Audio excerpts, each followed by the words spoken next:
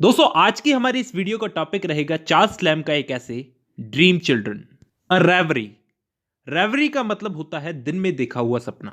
दोस्तों इस ऐसे के अंदर चार्ल्स लैम्ब ने एक ड्रीम वर्ल्ड के बारे में बताया है, एक ड्रीम वर्ल्ड के बारे में लिखा है जिसमें वो अपने दो बच्चों एलिस और जॉन, एलिस तो लड़की है और जॉन लड़का है, तो अपने दो बच्चों को अपनी बचपन की कहानी सुनाता है।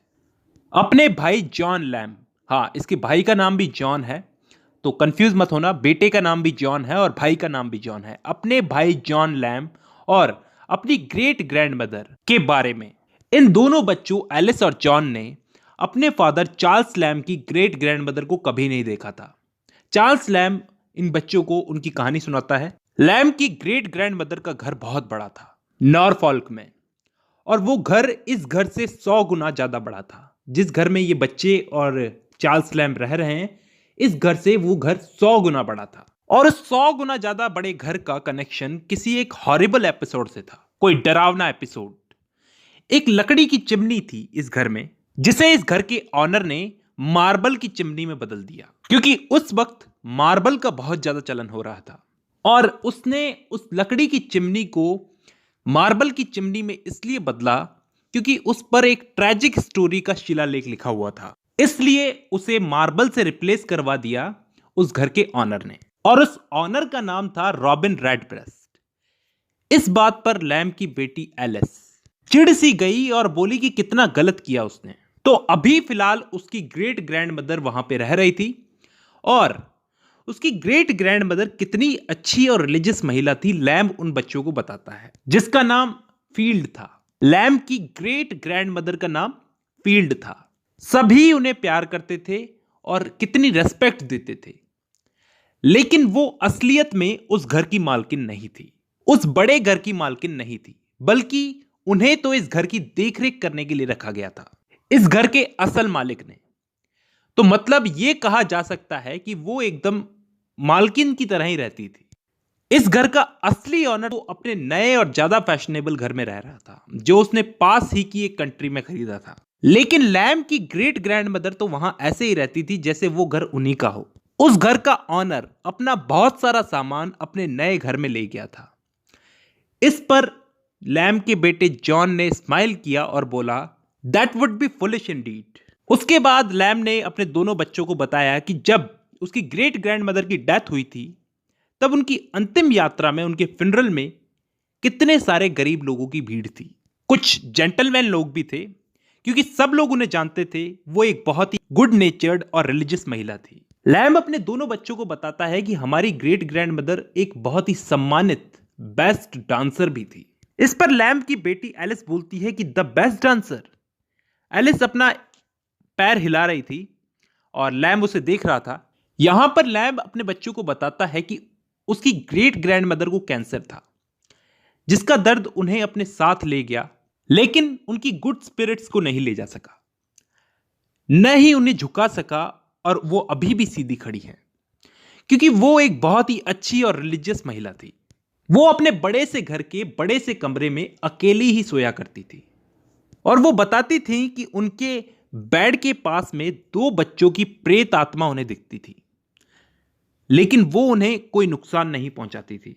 लैम्ब बोलता है कि लेकिन मैं इस चीज से बड़ा डरा करता था, इसलिए मैं मेड के साथ सो जाता था, क्योंकि मैं अपनी ग्रेट ग्रैंडमदर जितना रिलीजियस नहीं था, और मैंने आज तक उन प्रेत आत्माओं को नहीं देखा है।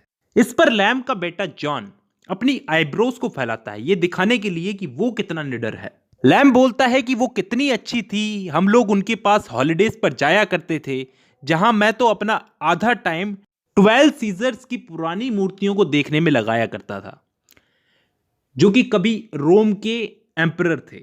ऐसे लगता था जैसे वो अभी जिंदा हो जाएंगे या फिर मैं उनके जैसा हो जाऊंगा। आगे लैम्ब अपने बच्चों को बताता है कि वो किस तरह वहां अपने गार्डन्स में घूमता था, वहीं लेट जाया करता था, धूप सेकता था, अपने चारों तरफ गार्डन की स्मेल, उसके चारों तरफ गार्डन महकता था, तो वो स्मेल वो लेता था। और फिर वो एक फिश पाउंड के बारे में बताता है। फिश पाउंड का मतलब समझते हो, जिसमें फिश तैरती है, उसके बारे में बताता है और काफी चीजों के बारे में बताता है। तभी वो देखता है कि उसका बेटा जॉन चुपचाप अपने पीछे पड़ी प्लेट में से ग्रेप्स उठा रहा है, जिन ग्रेप्स को, अंगूरों को वो दोनों भाई बहन आपस में बांट लेते हैं और उनका ध्यान वहीं लग जाता है। तब लैम अपनी ऊंची आवाज में उन लोगों को अपनी बात बोलता है कि उसकी ग्रेट ग्रैंड मदर अपने सभी ग्रैंड चिल्ड्रन से बराबर प्रेम करती थी, लेकिन वो स्पेशली लैम के बड़े भाई जॉन को ज्यादा पसंद करती थी।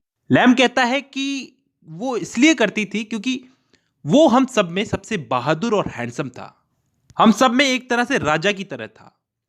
वो हम सब की तरह किसी अकेले कोने में उदास सा नहीं बैठा रहता था, बल्कि हॉर्स राइडिंग करता था और भी बहुत सारे काम करता था।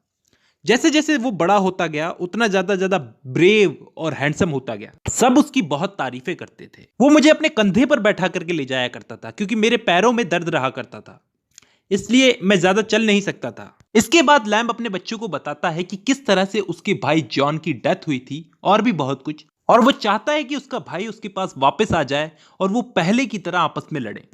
तब उसके बच्चे उससे कहते हैं कि अब उन्हें उनके अंकल के बारे में और नहीं सुनना, वो और नहीं सुन सकते, बल्कि लैम्ब अब उन्हें उनकी मां जो कि मर चुकी है उसके बारे में बताएं।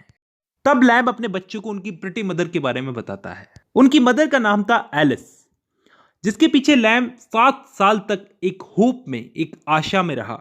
जितना लैम्ब के बच्चे समझ सकते थे उतना लैम्ब ने उन्हें उनकी मां की कॉयनेस और डिफिकल्टी के बारे में बताया। और फिर लैम्ब अपनी खुद की बेटी एलिस में अपनी वाइफ की छवि देखने लगा। लेकिन धीरे धीरे वो बच्चे उससे दूर हो रहे थे, लैम्ब से दूर हो रहे थे वो बच्चे। धीरे धीरे वो लोग दूर जा रहे थे, धुंधले हो रहे थे।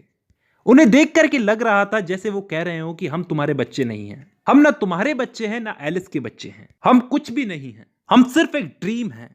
तब इमीडिएटली चार्ल्स लैम्ब की आंखें खुल जाती है और वो देखता है कि वो खुद एक चेयर पे बैठा है चुपचाप, और ब्रिजिट जो उसकी सिस्टर थी वो उसके साइड में बैठी थी और वो एक सपना देख रहा था।